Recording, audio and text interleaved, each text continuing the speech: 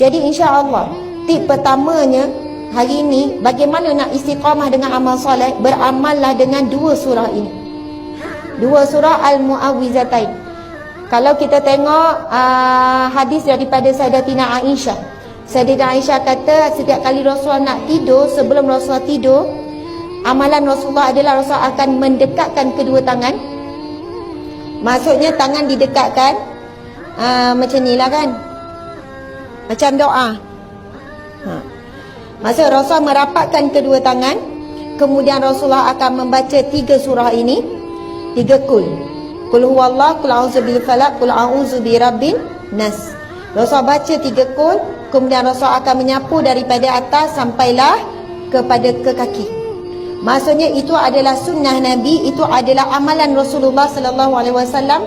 Boleh baca tentang bagaimana Rasulullah buat amalan ini dalam tafsir Ibnu Katsir dalam bab 3 surah ni.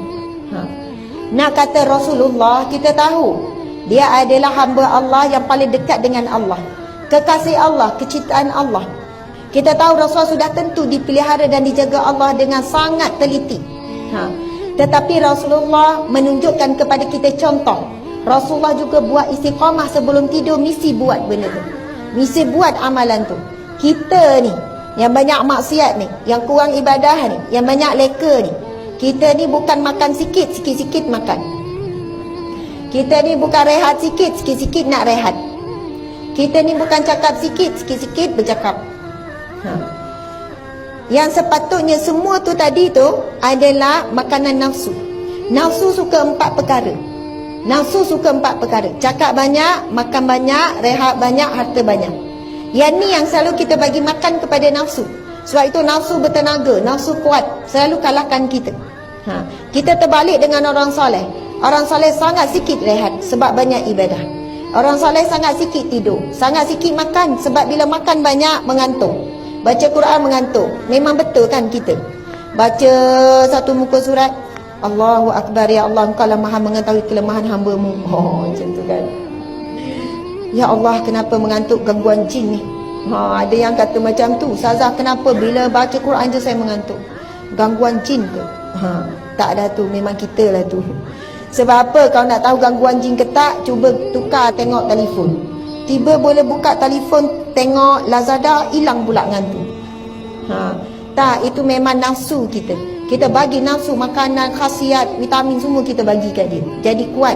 Akhirnya iman kita jadi lemah. Subhanallah. Jadi Nabi sendiri istiqamah sebelum tidur, mesti buat amalan tu untuk memohon, menunjukkan bagaimana amalan Nabi untuk kita sebenarnya Nabi buat, supaya kita ikut apa yang Nabi buat. Untuk Nabi sudah tentu Nabi Muhammad sangat dipelihara, dijaga oleh Allah Subhanahu wa taala. Jadi kalau kita baca tafsir Ibnu Katsir dalam bab surah ini lagi, ini juga yang dibaca diamalkan oleh Rasul ketika Rasulullah terkena sihir. Inilah surah yang Rasulullah baca, iaitu Qul a'udzu birabbil falaq, iaitu kita mohon perlindungan daripada kejahatan jin, manusia dan orang-orang yang berhasad dengki. Subhanallah. Sebab itu ada kata Ustazah, sebab itu bila semayang saya baca 2 surah ni. Qul a'udzu bil falaq, a'udzu bin nas. 2 surah ni je saya ulang. Sama tak dengan kita? Macam sama kan? Masya-Allah. Lepas tu qul huwallah, inna ataina. Kan? Tapi selepas kita tahu khasiat kelebihan surah ini, kalau selama ini kita baca sebab apa? Kita baca sebab ia mudah, dia ringan, dan kita memang hafal. Walaupun kita semayang tanpa fikir, tanpa dengan khayal pun kita boleh habis keluar Allah tu.